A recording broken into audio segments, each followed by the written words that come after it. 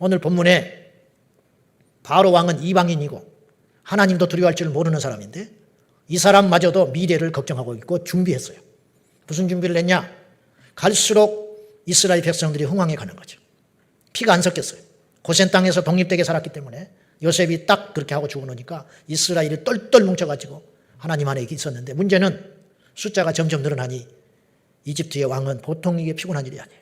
이러다가 나중에 폭동이라도 일으킨다든지 외부에서 적이 들어왔을 때 내통해버리면 우리는 꼼짝없이 망한다. 그럼 이걸 어떻게 해야 되냐? 인구 억제 정책 들어가야겠다. 그래가지고 절대로 높은 자리에 안 줬겠지요. 불이익을 줬겠지요. 그런데도 안 돼. 그래서 나중에 어떻게 했느냐?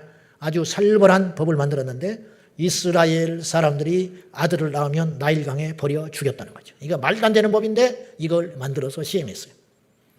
한낱 이방인의 왕인 바로도 통치자로서 자기가 죽고 난 다음에 미래를 걱정하고 있었는데 하나님의 자녀인 우리가 내일을 준비하지 않는 것은 어리석은 일이라는 거죠. 지금 우리는 전쟁을 하고 있어요. 어떤 전쟁을 하느냐? 미래를 놓고 싸우고 있는 거예요. 미래 빼앗기 싸움에 지금 들어갔다 이 말이죠. 우리가 두 번에 걸쳐서 떨어지는 출산율에 대한 심각성에 대한 이야기를 함께 나눴어요. 오늘은 우리가 고민해야 할 것은 뭐냐면 자식은 두 종류가 있는데 배 아파서 난 자식이 있고 영으로 난 자식이 있어요. 영으로. 여러분, 이 땅에 지금 우리 갖고 있는 이 관계들, 혈연 관계들 있잖아요. 부모, 자식, 형제. 사실은요, 천국 가면 다 없어져요. 예수님께 모친 마리아와 그의 육체적 동생들이 예수님을 만나러 왔어요. 근데 사람들이 너무 많이 모여서 예수님께 나올 수 없으니 제자들이 중간에서 연락을 했습니다. 예수님, 모친과 형제가 예수님 만나러 왔어요. 밖에 나가 기다리고 있으니 만나주세요. 그랬겠죠? 그랬더니 예수님 뭐라고 하셨냐? 누가 내 형제고 내 모친이냐? 하나님 아버지의 뜻대로 행하는 자라야 내 모친이고 내 형제니라. 이게 무슨 말이냐? 이게 매정한 말씀처럼 들리지만 이게 하나님 나라의 원리라는 거예요. 원리. 아버지의 뜻대로 행하는 자가 천국 가지요. 천국 가서 만나는 그 사람들이 내 형제고 내 진정한 모친이다. 내 육체적 동생이랄지라도 나를 믿지 않으면 아버지의 뜻대로 행하지 않으면 천국 못 갈 거 아닙니까? 천국 가지 못하면 그들은 내 형제도 아니고 내 자매도 될 수 없다. 분명한 말씀이지요. 여러분, 우리가 이 땅에서 부모, 형제, 자매, 부부 사이 이런 것이 있지 천국 가면 다 무너져요. 여러분, 천국 가면요, 만약에 우리 부모님이 예수 믿지 않아서 지옥에 갔는데 우리가 천국 가 있는데 우리가 좋을 수 있겠어요? 천국 가면요, 천국이 정말 있구나. 천국이 이렇게 황홀하고 좋은 것이구나. 그러면 역설적으로 지옥도 얼마나 무시무시한지 깨닫게 되는 거죠.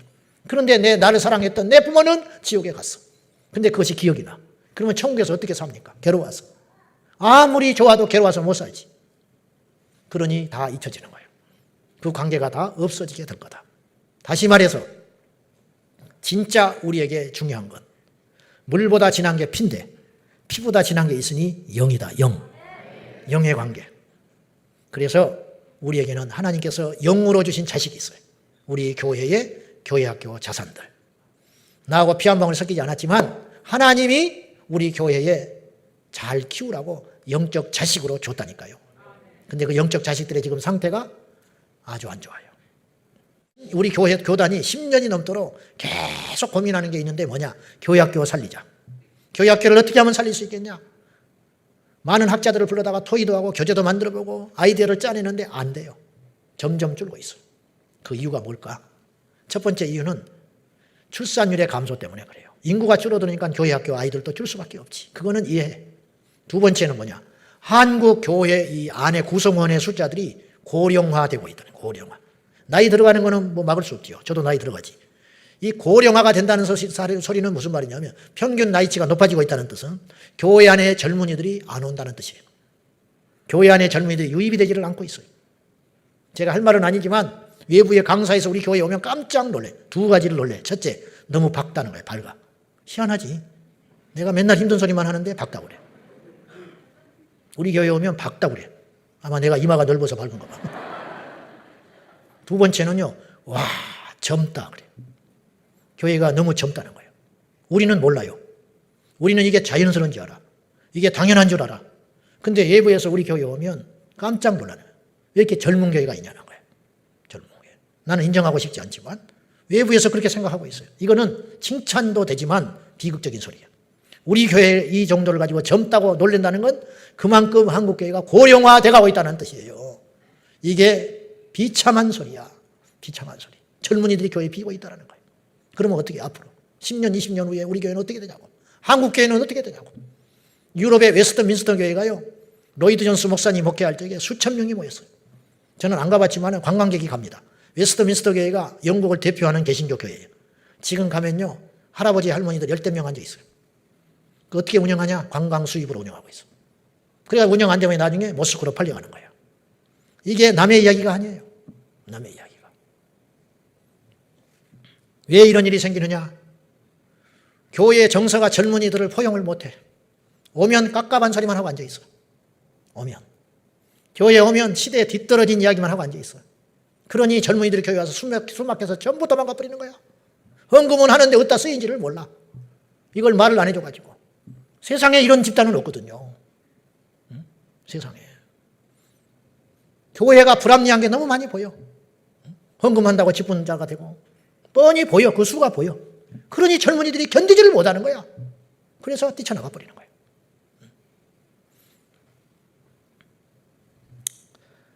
좀 다른 이야기지만 우리 예수님은 어린아이들을 얼마나 아꼈는지 몰라요. 이렇게 설교하러 계시는데 갑자기 어린아이가 뛰쳐나온 거지.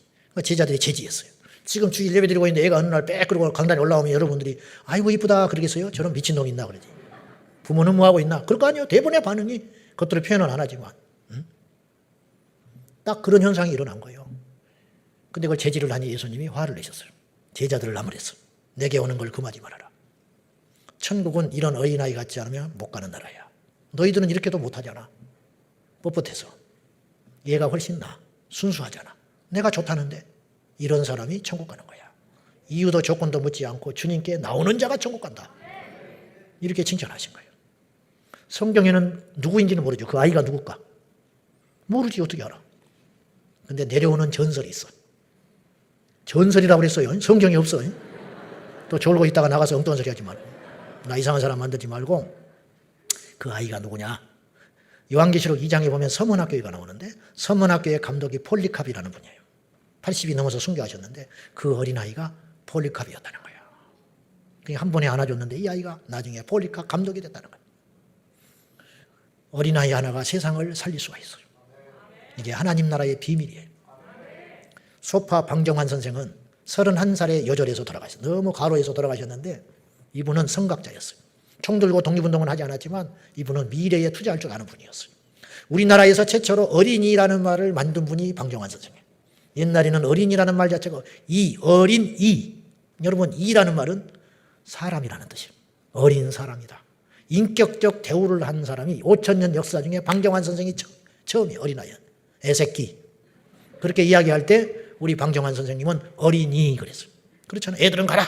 그러잖아요. 그러나 방정환 선생님은 그렇지 않았어요. 애들도 하나의 완전한 인격적 존재다. 그리고 5월 1일 날을 어린이날로 만들었어요. 나중에 5월 5일로 바뀌었죠. 이분이 성각자예요. 고당 조만식 선생님은 물산 장려운동 하면서 우리 것을 쓰자 그랬어요. 그럼과 동시에 오산학교를 만들어서 어린 학생들을 가르쳤어요. 무식하고 못 배우면 짓밟힌다.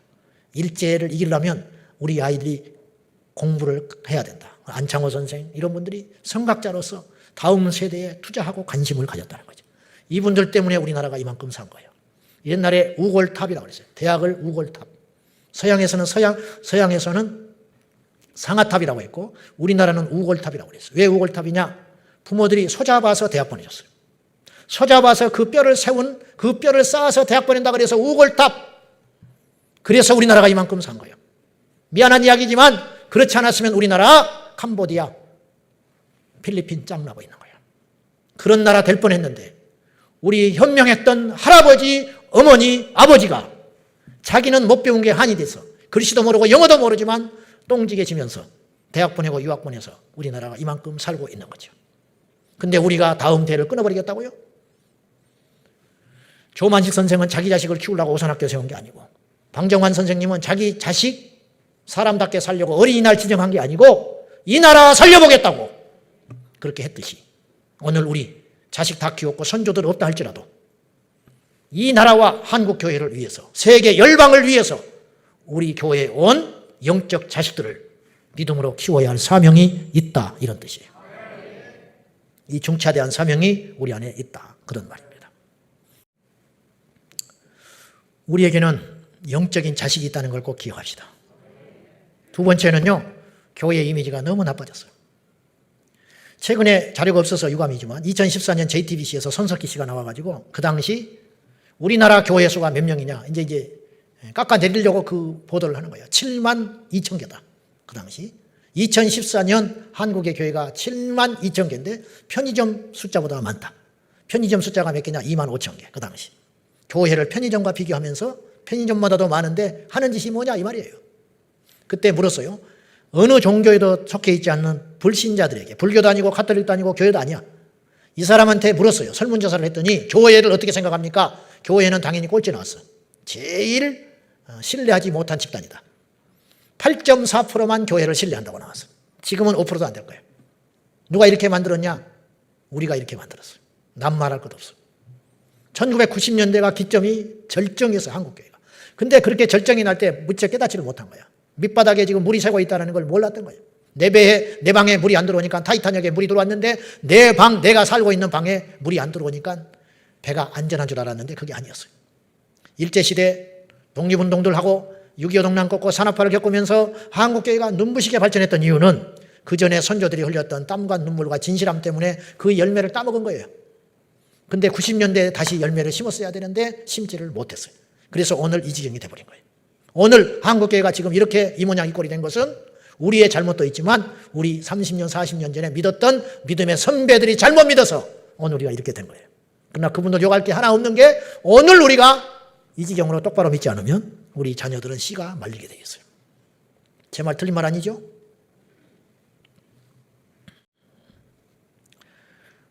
세 번째는 목회 우선순위가 교회학교가 아니에요. 과거에요, 한국교회가 이 패턴으로 갔어요. 뭐냐? 교회가 부흥하면 건물 지었어요. 그건 뭐 그렇다 쳐. 수용해야 되니까. 그리고 땅을 계속 사들여. 그래도 여력이 남으면 그 돈 가지고 뭐 했느냐? 기도원 샀어요. 산마다 기도원 지었어요. 양평, 강원, 강화도, 철원 이런 데다가 기도원 지어가지고 100억, 200억씩 투자했어요. 그때는 어찌어찌 됐어요. 지금 다 텅텅 비었어요. 기도원을 안 가요. 거미줄 쳐 있어요. 그래서 100억, 200억씩 들여서 지어놓고 지금 20억, 30억씩 내놔도 안 팔려. 하늘산 기도원이 매물로 나왔단 말이 있어요. 그건 이제 제가 잘못 들을 수도 있지만 그런 말이 재작년에 돌아다녔어요. 하늘산 기도원이 어떤 기도원인데? 한국교회 상징적인 기도원인데 안 모인다는 거예요. 그래요, 건물 짓죠. 그 다음에 기도원 짓죠. 그래도 여력이 남잖아요. 그러면 뭐 했냐? 묘지 샀어. 묘지. 산에다가 산 사가지고 묘지 만들어가지고 그 교회 다니는 어르신들 거기다가 모셨어요. 지금도 그런 교회들이 있지. 가지고 거기에 묻혀야 되니까 악착같이 다녀, 그 교회. 죽은 다음에 어디에 묻히든 무슨 상관이 있다고. 그런 코스로 갔어요. 건물 짓고 기도원 짓고 묘지 사고. 그 돈을 기도원 안 사고 묘지 안 사고 우리 자녀들한테 쏟아부었으면 우리는 어떤 결과로 지금 있을까? 그러면 걔들이 나중에 하나님 나라 용사됐을 텐데 우리가 앞을 못 내다본 거죠. 근데 지금도 그렇게 가고 있어요. 저도 안 바뀌어, 이게. 성도들도 안 바뀌어. 당장 재정 우선순위가 교회학교가 아니에요. 안 써요. 최고의 교역자들을 교회학교에 보내야 되는데 안 보내요. 우리 교회는 우리 자녀들을 전부 예수님의 제자 만들어야 돼요. 우리 선생님들 너무 수고하고 애쓰시는데 청년 선생님들이라고 우습게 하지 말고 우리 모든 교회가 교회학교를 우대하고 우리 선생님들을 존중하고 최대한 우리 교회에서는 최대한 모든 재정과 후원을 할 테니 우리 교육부서 선생님들과 우리 담당 목사님들, 교육자들은 생명을 걸고 우리 아이들을 살려내서 이 나라 이 민족의 미래의 등불이 될 수 있도록 우리 자녀들을 예수께로 인도하는 우리 모두가 될 수 있기를 예수님의 이름으로 축원합니다. 기도하겠습니다. 하나님 아버지, 이 나라의 장래는 우리 교회학교에 달려 있습니다. 주님, 이대로 가면 망합니다. 교회만 망하는 것이 아니라 이 나라가 망합니다. 진리로 무장한 믿음의 사람들이 사라지면 이 땅은 끝장납니다. 아버지 살려주십시오. 우리 교회 학교를 살려주십시오. 한국교회 교회 학교를 살려주십시오. 예수님의 이름으로 기도하옵나이다. 아멘.